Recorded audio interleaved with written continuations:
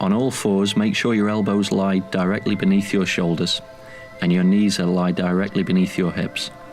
Holding your pelvis neutral, sweep your left arm straight forwards and your right leg straight backwards away from your body until ideally they are horizontal. Form is everything with this exercise.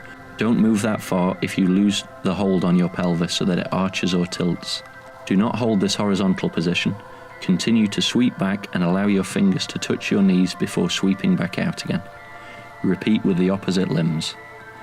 Always exercise in pain-free, controlled motion.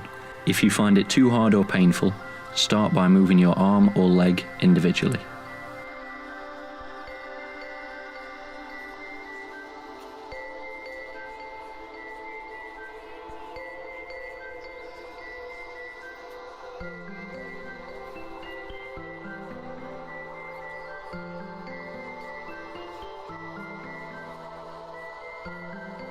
Once you have comfortably achieved a horizontal level with your arms and legs, and you can repeat the exercise without losing your pelvic alignment, you can progress by holding the horizontal position and drawing either squares or figure of 8 patterns with both your arm and your leg.